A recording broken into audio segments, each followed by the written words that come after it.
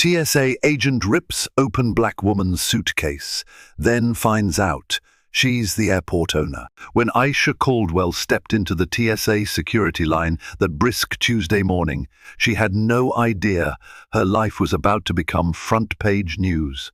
She was poised, successful, and dressed in the crisp elegance of someone who refused to shrink herself in the face of constant judgment. Yet behind the uniformed smile of TSA Agent Randall J.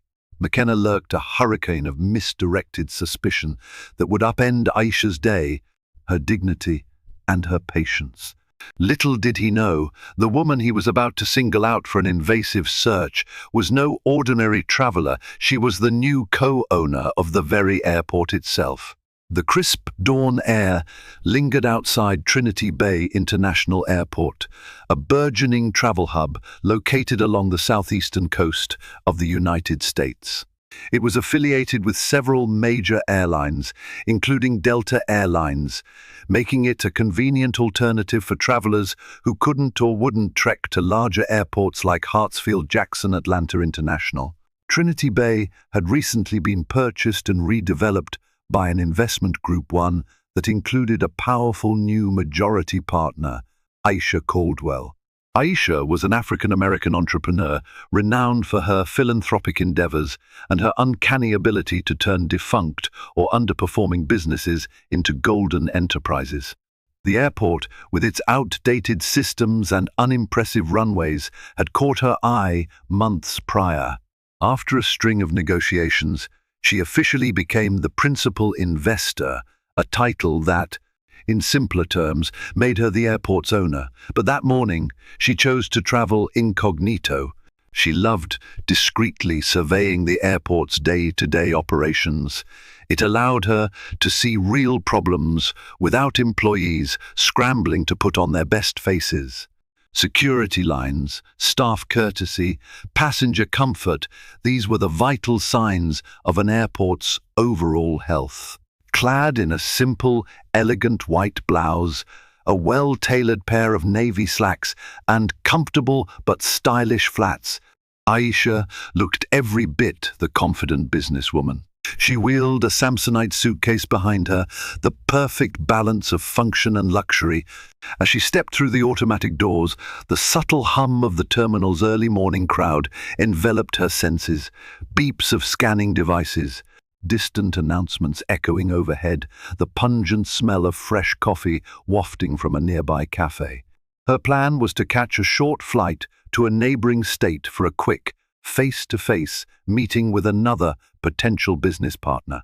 Afterward, she intended to return by midday to meet with Trinity Bay's existing staff about upcoming renovations.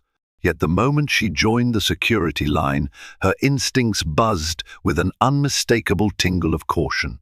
The lines were moving slowly, so she had plenty of time to observe the agents at work. Most seemed courteous and methodical, if a bit tired, but one agent, a tall, wiry man in his late 30s, with close-cropped hair and an officious frown, seemed to relish his authority in a manner that felt off. His name badge read Randall J. McKenna. Aisha noticed how Randall's eyes locked onto certain passengers more than others, lingering on them with a hawk-like suspicion. She couldn't confirm, but she had a hunch about his selective vigilance, and a chill crept over her. She was used to the subtle slights and pointed stares that sometimes greeted her in boardrooms or executive clubs. But security checkpoints had a different power dynamic entirely. She turned her attention away, quietly resolved to proceed with her typical stoicism. She ran a hand along the handle of her suitcase, mentally reviewing her schedule for the day. Whatever happened, she reminded herself she could handle it. As fate would have it, she ended up funneling into the lane where Randall supervised. Her heart tightened slightly. She told herself it was just another routine check, but something deeper told her trouble was brewing. "Good morning," she said politely when it was her turn. Randall stared at her passport for a second, then returned her greeting with a gruff nod. He asked her to remove her shoes, laptop, and any liquids. She complied without a word, placing them methodically into the plastic bins. Nothing about her was out of the ordinary. Yet his gaze held onto her photo ID longer than necessary before comparing it to her face. The tension in the air wrapped around them, both like a thick, invisible coil. He finally handed back her ID and motioned for her to step through the body scanner. She did so, forcing a small, polite smile. She was used to intense security protocols. It came with the territory of traveling frequently. "MAAM, Randall said, stepping from behind his station. "I'm going to need you to step aside for a random search." Aisha blinked. "May I ask why?" "Random search, ma'am," he repeated, more firmly this time, as if the phrase itself were an impenetrable shield against inquiry. A quiet hush fell over the travelers around them.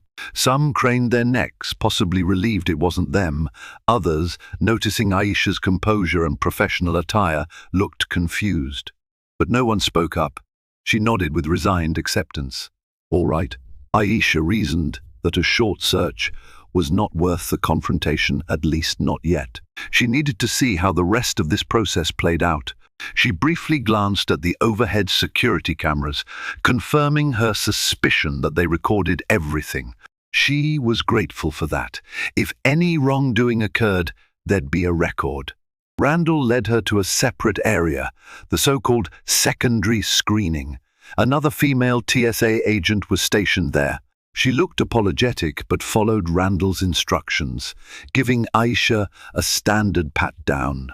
Aisha stayed quiet, arms outstretched, eyes forward. She reminded herself she'd soon be on her flight, plus she was effectively incognito. Randall, for his part, seemed to watch the search with an intensity that betrayed more than standard procedure. He was waiting, almost hoping for something to go wrong. Then came the moment he directed his gaze at Aisha's suitcase. "I need to open this," he announced, a note of anticipation in his voice. "Of course," Aisha said calmly, stepping aside. Randall lifted the suitcase onto a waist-high metal table. With a practiced flick of his wrist, he unzipped it. His eyes lit up at the sight of neatly packed compartments, each carefully arranged for her short trip. Without caution, he began rummaging through her clothes. Aisha tensed. "Please be careful," she said softly, maintaining an even tone. "Those are fragile items." Randall ignored her request. He continued poking around, yanking out a bag of toiletries, a small box containing her business proposals, and a meticulously folded blouse.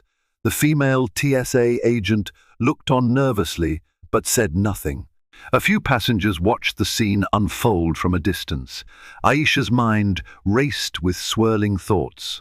Was Randall typically this rough with everyone's luggage? Or was this personal, fueled by some internal bias? She felt her heart pounding. She had come prepared to deal with incompetent staff, maybe a bit of rudeness. But malice was something else entirely. Randall stopped suddenly, his eyes fixated on a small velvet pouch tucked into a corner of the suitcase.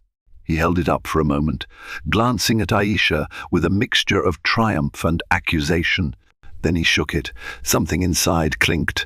"What's in here, ma'am?" His tone was borderline accusatory. "My late grandmother's jewelry," Aisha replied quietly, her gaze flicking from Randall's grip to his face. "It's sentimental. Please be gentle with it." Without waiting for her to finish, Randall ripped the pouch open, letting the jewelry spill onto the table with a metallic rattle gold bracelets, a delicate chain, a few small family heirlooms. A startled gasp escaped Aisha's lips. This wasn't just routine now, it was invasive and disrespectful. A momentary hush fell. Then Randall seemed to catch himself, as if he realized he'd gone too far. A few heads turned their way. The female agent inhaled sharply, but still did not intervene. "Just verifying, ma'am," Randall muttered, though he didn't sound remorseful. Aisha exhaled shakily. "Are we done?" she asked, her voice cracking slightly, not from fear, but from a swell of anger she fought to contain. Randall paused. eyeing the spilled jewelry on the table. He ran his gloved fingers over the items, as if searching for a hidden compartment. Finally, he moved on, rummaging through the rest of the suitcase with the same careless vigor. That was the moment Aisha decided if this got any worse, she'd have to reveal who she was. But she waited. She wanted to see the full scope of how far he would take it. The next item Randall fished out was a sealed envelope. Aisha knew its contents, important documents detailing a property in Charlotte she was investing in. He held it up, glaring at Aisha. "What's this?" he demanded. "Confidential documents," she said plainly. "They have nothing to do with airport security." He was about to tear it open when the other agent finally intervened. "Randall," she said softly, "I think we've gone far enough. We should let her repack." A flicker of irritation crossed Randall's face, but he reluctantly complied. He shoved the envelope back into the suitcase. Aisha's stomach churned as she watched him half crumple her neatly folded clothing. "You're free to go," Randall declared, stepping back from the table. "Next time, I suggest you keep your items more organized and less suspicious." That final comment struck a nerve. Aisha made a deliberate choice to remain calm. She took a slow breath, reminding herself that a public showdown would only heighten the tension. Carefully, she bent down and began repacking her belongings. She placed her grandmother's jewelry back into the velvet pouch, closing it gently. The hush that had fallen around them slowly dissipated as other travelers shuffled through security. Randall walked away to attend another passenger, apparently satisfied for the moment, but Aisha's heart hammered in her chest as she replayed the ordeal. This was more than simple overzealousness or random screening. She was convinced that Randall had singled her out. The question was, why? She decided that once she returned from her meeting, she would address the matter with the airport's head of security. She would do so, however, not as a disgruntled passenger, but as the owner of Trinity Bay International. In her mind, she rehearsed how that conversation would go. "I need to ensure my staff are following protocol," she thought. "This is unacceptable." She looked up at a camera near the corner of the ceiling, reassured that there was concrete evidence of everything that had just occurred. Gathering her bins, she walked to the end of the screening area, replaced her laptop in its case, and slipped her shoes back on. Her composure never cracked, even though her spirit smoldered with indignation. As she left the security zone, she glanced over her shoulder. Randall was already harassing another passenger, rummaging through their carry-on with the same officious glee. Aisha felt a pang of sympathy for that traveler, a mother traveling with her teenage daughter. She made a mental note to talk to them if she saw them after the flight. For now, she continued down the corridor, making her way to Gate B5. What she didn't know was that this was only the beginning of the day's turbulence.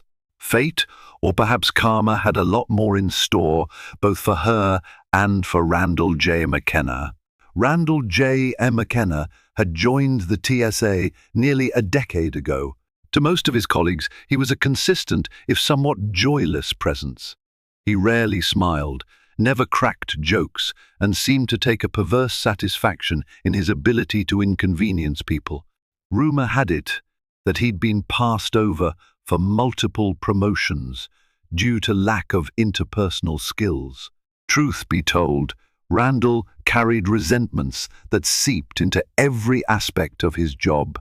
Despite all the training sessions on cultural awareness and professionalism, he retained certain biases that he refused to confront. In his mind, certain passengers looked suspicious, and he believed it was his responsibility to root out wrongdoing before it could happen.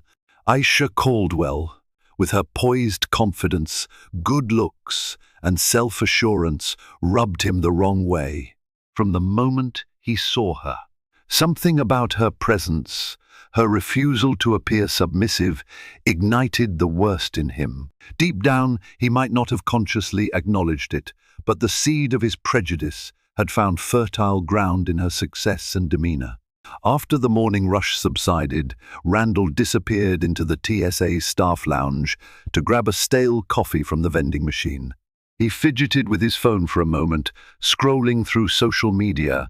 His anxiety spiked momentarily. He found no mention of any incident at the airport yet. That was good. He didn't want a complaint going viral. He'd gone through this cycle before: random passenger singled out, mild pushback, and the occasional complaint filed. He relied on his ironically squeaky clean record and the fact that many travelers either didn't know how to file a complaint or decided it wasn't worth the trouble. But it wouldn't take many formal investigations before the TSA started paying attention to him in the wrong way. He stared at his reflection in the lounge's mirror. His uniform was slightly wrinkled and his name badge hung crooked.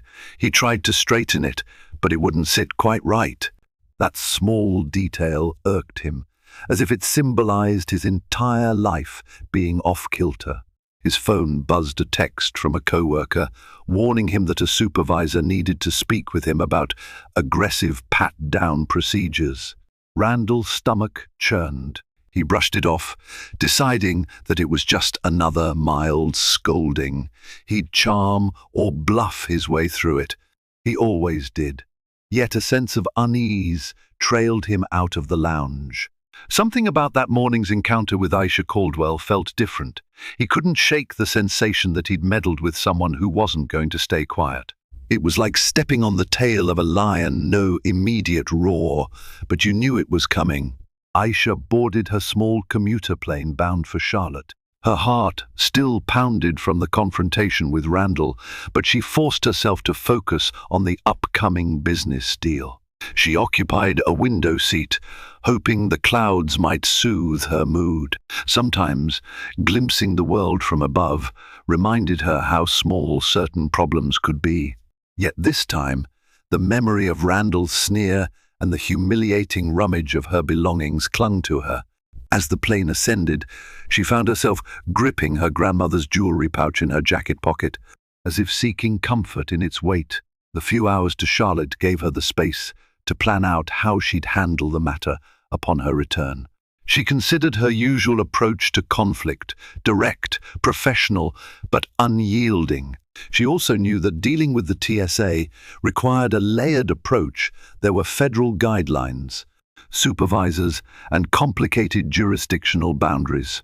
However, the fact remained that the airport itself was under her corporate umbrella. Eventually, if she escalated her concerns, changes would be made. She could not, and would not, allow such behavior to go unchecked in her establishment. Throughout the short flight, Aisha reviewed the documents in her envelope, the same ones. Randall had nearly torn open. They contained outlines of a new property acquisition, but her eyes kept skimming over the lines, mind wandering back to the morning's events. She recalled the startled faces of those around her, how a hush of tension fell as Randall publicly dismantled her suitcase. One passenger in the seat behind her recognized Aisha from a local business magazine and politely tapped her shoulder. "Excuse me," the woman whispered. "I was at the security line behind you." That was messed up. What happened back there? Aisha turned and saw a concerned face. "Thank you," she murmured. "I'm okay, but it's not the first time I've experienced something like that." "Still," the passenger said, "I just want you to know, if you end up complaining, I'll back you up if they need a witness." Aisha's eyes warmed with gratitude. "Thank you. That means a lot." She slipped her business card to the fellow passenger, a final silent acknowledgement that the matter was far from over. While Aisha was in Charlotte, Randall was summoned to the TSA supervisor's office at Trinity Bay International. The office was tucked away in a less traveled corridor of the airport post-security. Near the administrative section, posters on the walls showed motivational quotes about integrity, courtesy, and diligence. Randall knocked. His supervisor, a stocky man named Gerald Nicholson, gestured for him to come in. Gerald wore the standard TSA uniform, but had pinned 3 commendation medals onto his chest. "Take a seat," Gerald said curtly, steepling his fingers on the desk. Randall lowered himself into the chair, crossing his arms defensively. "What's this about?" Gerald's lips pressed into a thin line. "We've had more passenger complaints this month regarding your station. You know that random screenings are supposed to be exactly that, random. And even when random, they need to be done with courtesy and respect. Some travelers feel they're singled out, especially women of color." Randall tried to mask the flicker of annoyance. "I run thorough checks, sir. Isn't that the point?" Gerald leaned forward. "It's also the point to avoid potential lawsuits by not violating people's civil rights. Thoroughness and respect aren't mutually exclusive. If a traveler's singled out more often because you have a personal suspicion that goes beyond official guidelines, that's a problem." A muscle twitched in Randall's jaw. "I'm just doing my job," he muttered, avoiding eye contact. Gerald sighed. "I'm giving you a formal warning. Any further complaints, especially those involving discrimination, and I'll have no choice but to recommend a more severe course of action. Do you understand?" Randall shrugged. "Understood." Gerald shook his head slowly. "Don't underestimate the seriousness of this, Randall. If the right passenger is targeted, and if they have the means or the influence to escalate, this could lead to immediate suspension or worse. So start following protocol. Carefully." Randall suppressed a smirk. "Yes, sir." He left the office with indignation coursing through his veins. Part of him was furious that he was being reprimanded. Another part worried that the next incident might truly end his career. He thought of the woman with the polished manner and the white blouse. What if she was the right passenger who had the means or influence to bring him down? He tried to brush off the nagging doubt, but it lingered. Meanwhile, in Charlotte, Aisha's meeting went smoother than expected. She had lunch with an influential real estate developer in a sleek skyscraper overlooking the city. They discussed expansions, co-investment opportunities, and philanthropic outreach programs. Despite her tension from the morning's incident, Aisha commanded the boardroom effortlessly. Her quiet confidence, tempered by years of experience, shone through as she navigated the negotiations. Still, a piece of her mind remained tethered to that humiliating experience in security. She wondered whether the female TSA agent who had performed the pat down ever considered speaking up. Aisha also thought of the mother and daughter she saw. What if they were subjected to similar treatment? By the time the lunch concluded, she'd forged a powerful new partnership that would benefit Trinity Bay International in expanding global flights. She could hardly wait to get back, not just for the excitement of unveiling new developments, but also to address the matter of Randall McKenna. On her way out of the skyscraper, she called her executive assistant, a sharp-eyed man named Brian Porter, back at Trinity Bay. "How's it going there?" Aisha asked, once Brian answered. "It's been fine," Brian replied, the hum of the administrative office buzzing softly in the background. "Are you on schedule to return soon?" "Yes." "I'll land around 2 this afternoon," Aisha said, glancing at her watch. "Any pressing issues?" Brian hesitated. "I received an unusual number of emails about an incident at security this morning. The head of security wants to talk to you strictly business, but it sounds like we have a problem with one of the TSA agents." Aisha took a slow breath. "All right, tell them I'll meet them right after I land. It's time we address this." The return flight to Trinity Bay felt shorter than usual, likely because Aisha's mind was fully occupied with the confrontation that awaited her. She was determined to handle this incident systematically and fairly.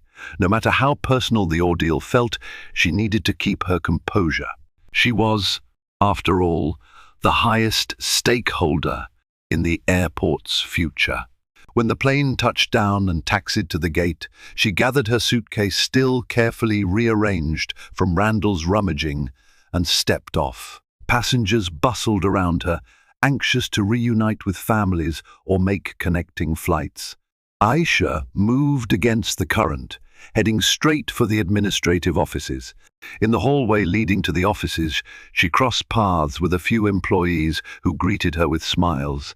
They either didn't know of her ordeal or assumed she had come to address standard business.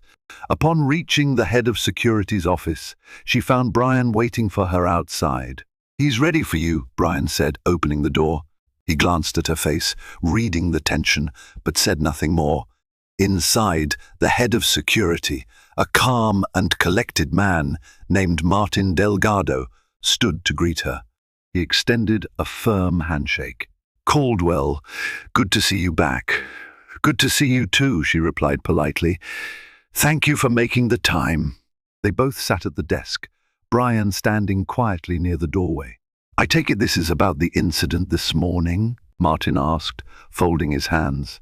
"I've already received preliminary reports." "Yes," Aisha confirmed. "I was singled out for a random search by one of our TSA agents, Randall McKenna.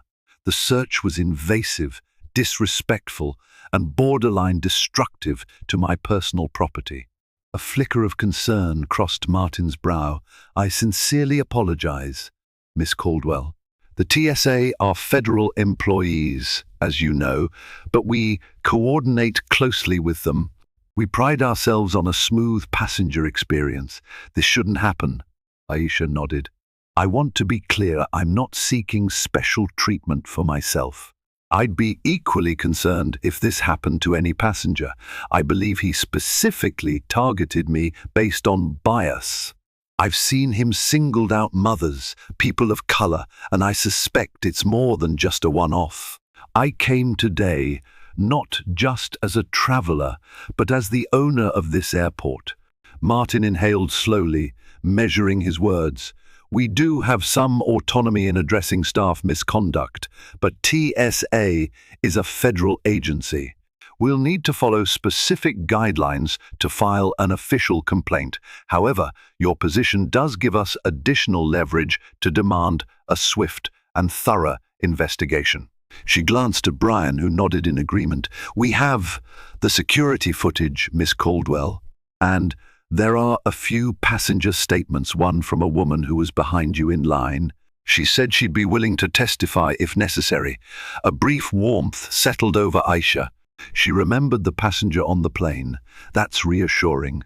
Let's get the footage, the statements, and everything else in order," she said. "I have no intention of letting this go." Martin opened a file on his computer, turning the screen slightly so she could watch a snippet of the security footage.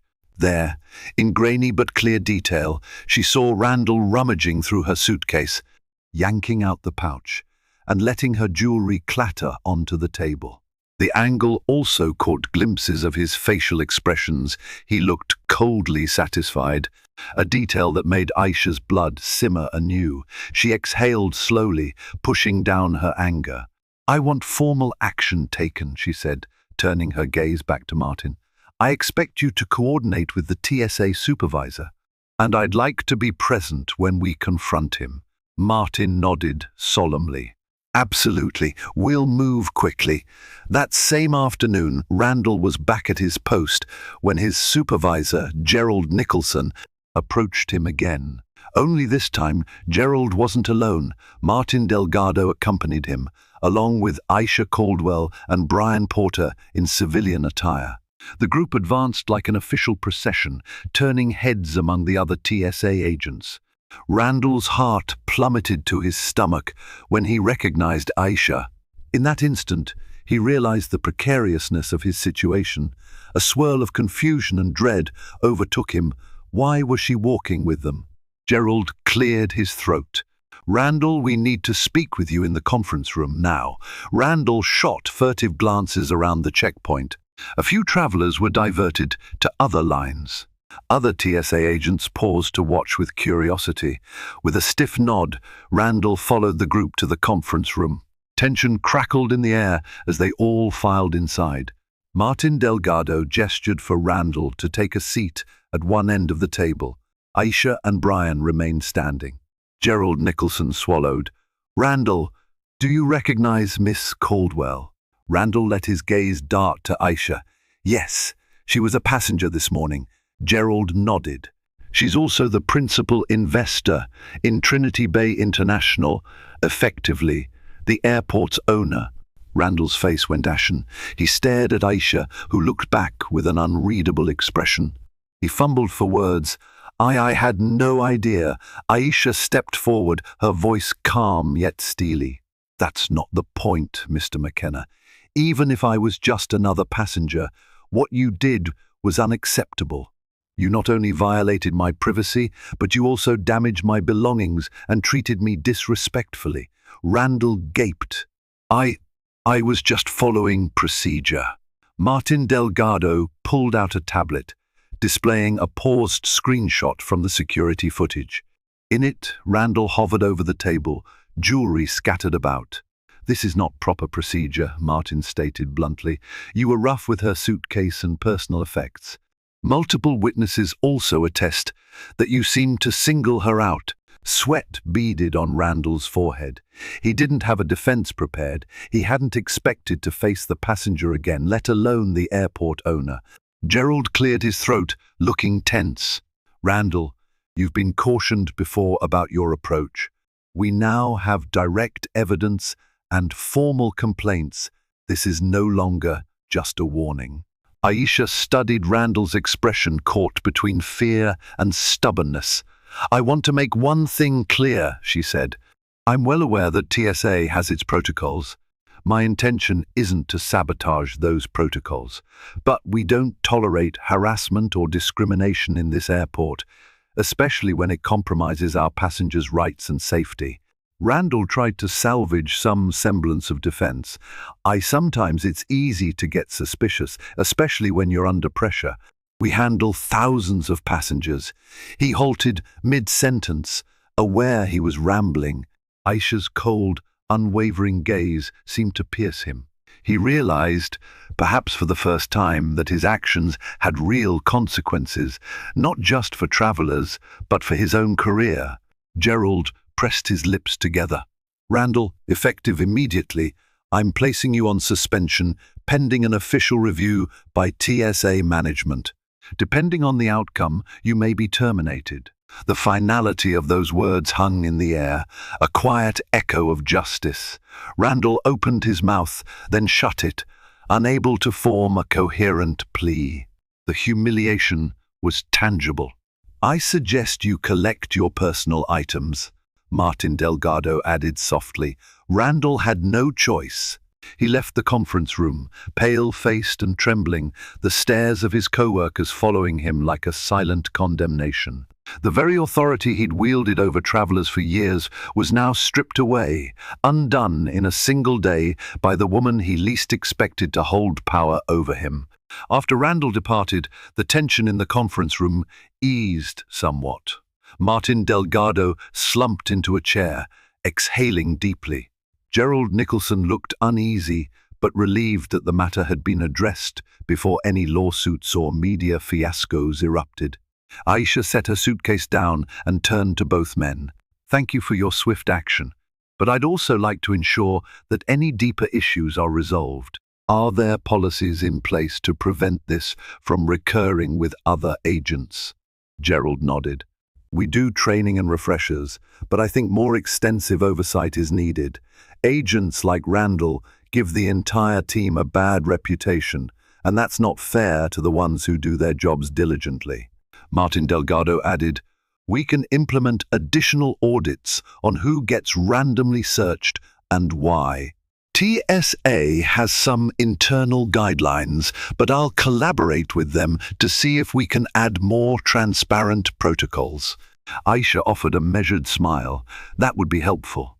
I want Trinity Bay International to stand out for its efficiency and fairness, not become a headline for discrimination."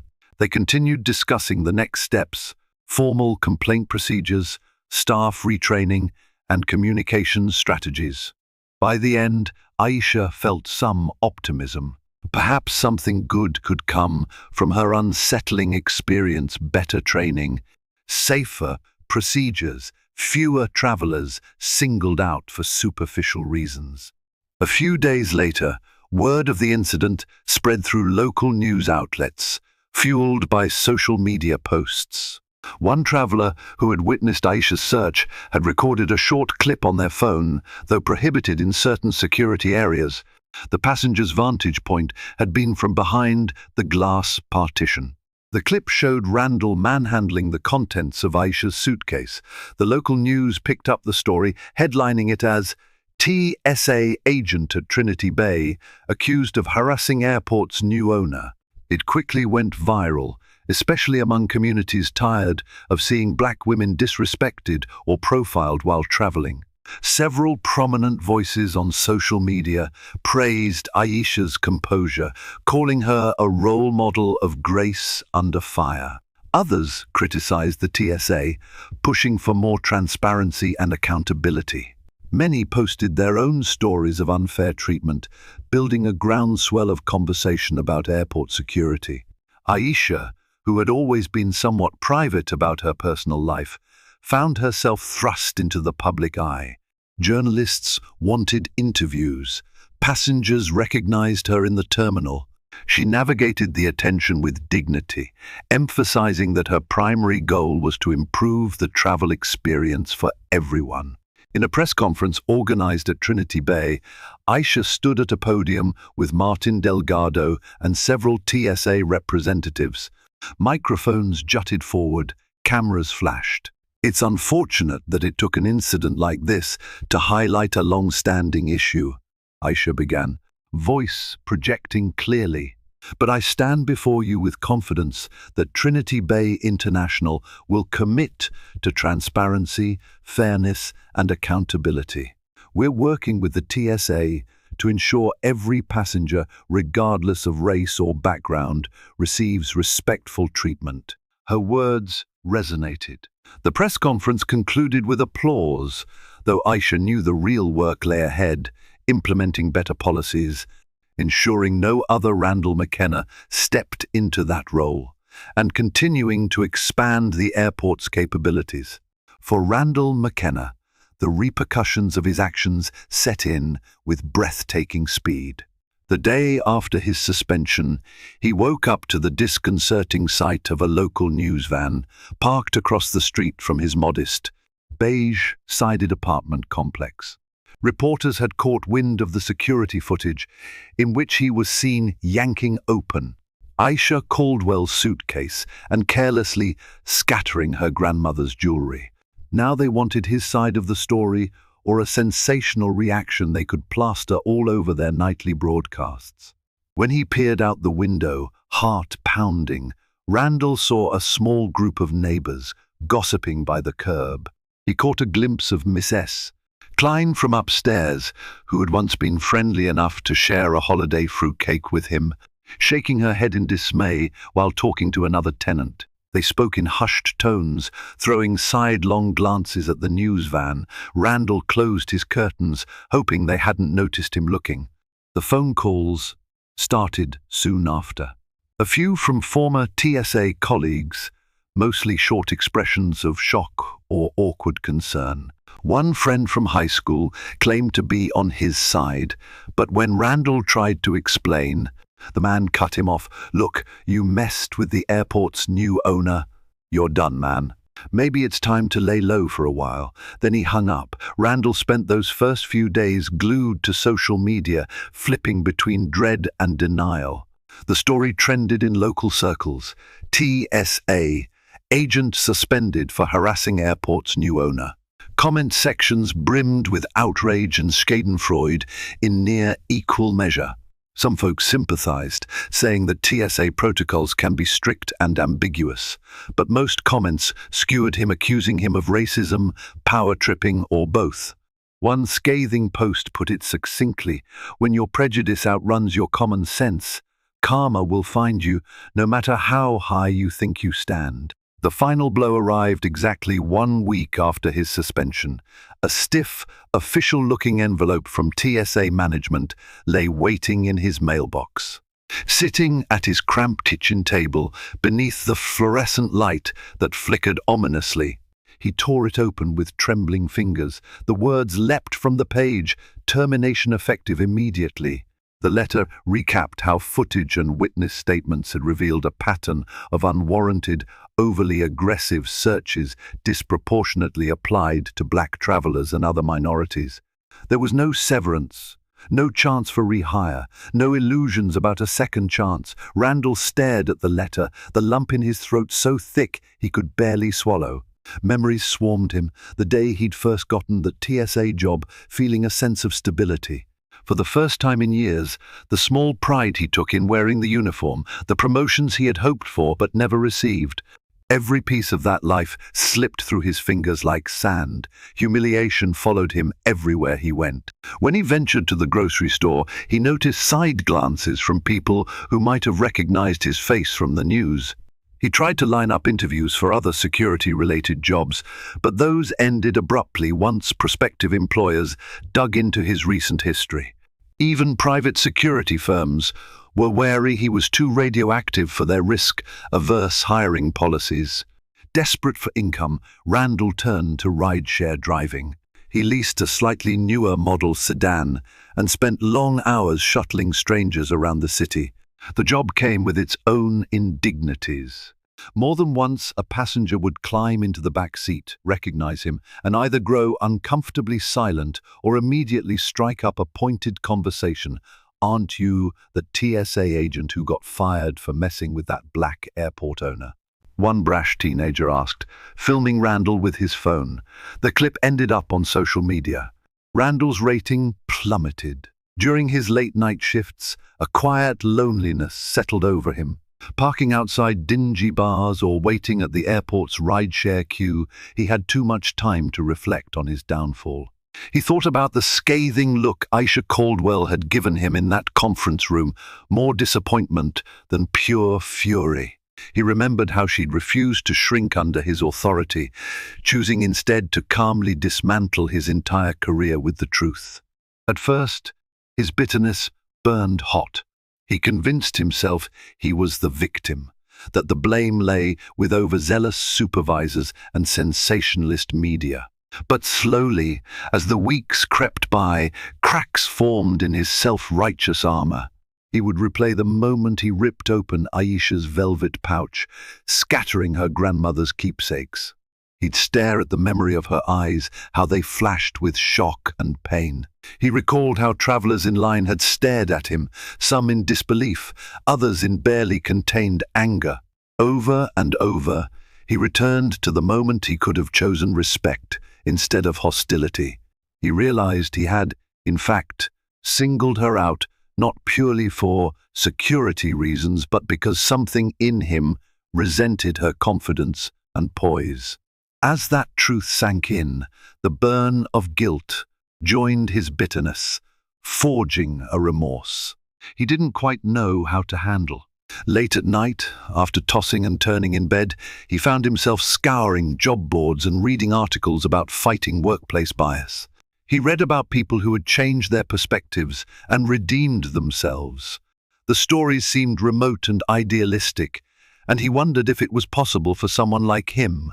When he drifted off to sleep, his dreams fused with real memories in an endless loop, replaying the same humiliating scene, Aisha's suitcase torn open, his gloved hands rummaging, the snap of the pouch as jewelry tumbled out. He'd awaken sweating, his pulse thrumming in his ears, a hollow feeling sitting heavy in his stomach.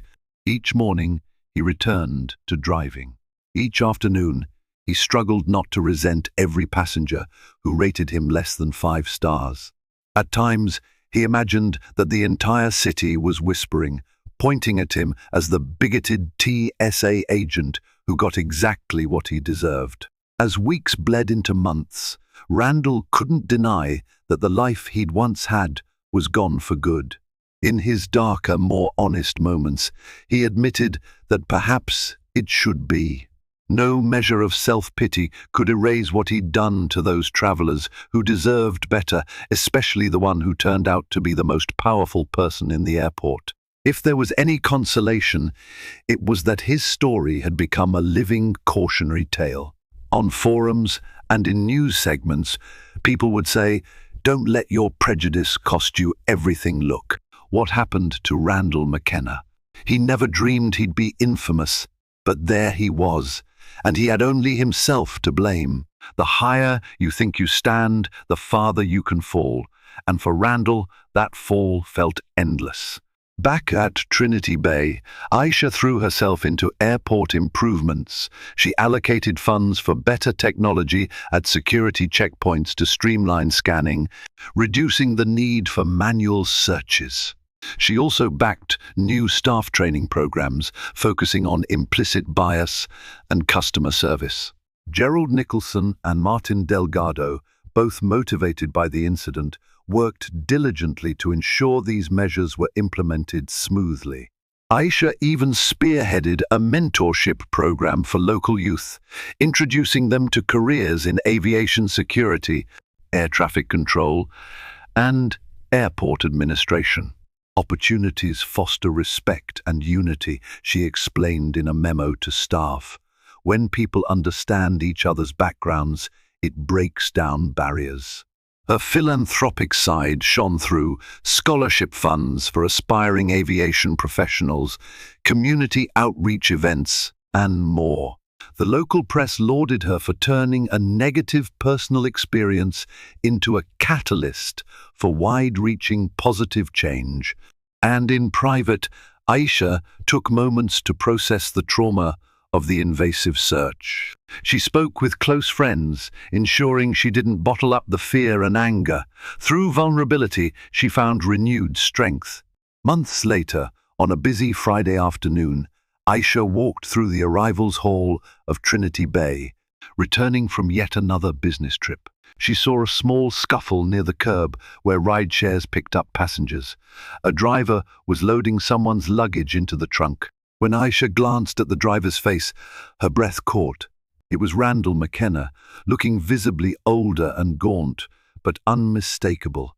Their eyes met for a brief moment before Randall turned away, hurriedly helping another passenger. An odd pang resonated in Aisha's chest recognition, tinged with the weight of memory. She might have simply moved on, ignoring him, but something compelled her to approach. She wheeled her suitcase closer, stopping a polite distance away. Randall finished with his current fare and shut the trunk. Sensing her presence, he lifted his gaze. He froze, as if uncertain whether to run or apologize. The corners of his mouth twitched in something akin to shame. "Miss Caldwell," he mumbled, barely audible. "Hello, Mr. McKenna," she said softly, scanning his face. Tension hung in the air between them, the memory of that humiliating morning suspended like a ghost. Randall lowered his eyes. For a long moment, no words passed. Eventually he said, "I lost my job. I deserved that. I'm sorry." Aisha studied him, noticing the exhaustion etched on his features. There was no triumph in her expression, only a resolute calm. "I appreciate the apology," she replied. "I hope you've learned something from the experience." He nodded stiffly, words failing him. A few other travelers hovered nearby, waiting for their rides. Aisha glanced at them, then back at Randall. "Do better," she said quietly, concluding the conversation. "For your own sake." She turned and walked away. In the reflection of the glass doors, she caught one last glimpse of him, standing there with slumped shoulders. A swirl of emotions settled over her: pity, relief, closure. Under Aisha's leadership, Trinity Bay International expanded rapidly. New gates opened to accommodate international flights, more local jobs were created, and passenger satisfaction ratings climbed. The incident that had once threatened the airport's reputation became a footnote in a larger story of redemption and progress. TSA staffing improved. Training modules were revised to prevent future profiling. Travelers who passed through commented on the courteousness and efficiency of the staff. It wasn't perfect, no airport was, but the effort and the results were tangible. Meanwhile, Aisha's personal brand soared. She was invited to speak at conferences about leadership, entrepreneurship, and combating bias. She never shied away from sharing her experiences, including the humiliating morning that catalyzed significant changes. The memory of that day remained a source of both pain and motivation.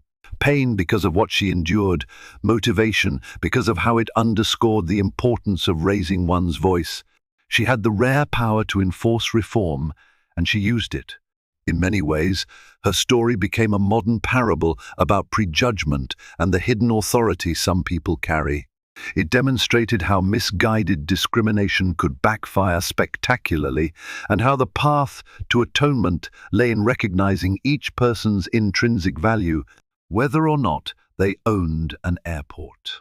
Trinity Bay thrived, standing not just as a monument to Aisha's business acumen, but also as a testament to the possibility of turning adversity into improvement. If there was a moral to be gleaned, it was this: respect should never hinge on status or appearance, and arrogance, fueled by bias, often reaps a bitter harvest. One evening, months after the incident, Aisha strolled through the terminal she had helped transform. She wore a casual blazer and jeans, her suitcase rolling quietly behind her. She passed newly installed artwork celebrating the region's diversity, colorful murals representing different cultures, commissioned by local artists. Nearby, a group of children from a community program she funded were touring the control tower with bright-eyed enthusiasm. She paused at the security checkpoint. It was streamlined now, lines moving more swiftly. Smiling agents greeted passengers with courtesy. The entire area felt brighter, more welcoming. Aisha stopped, letting her gaze linger on the spot where Randall had once opened her suitcase. In her mind, she could still hear the clatter of her grandmother's precious jewelry hitting the table. That memory no longer rattled her with anger.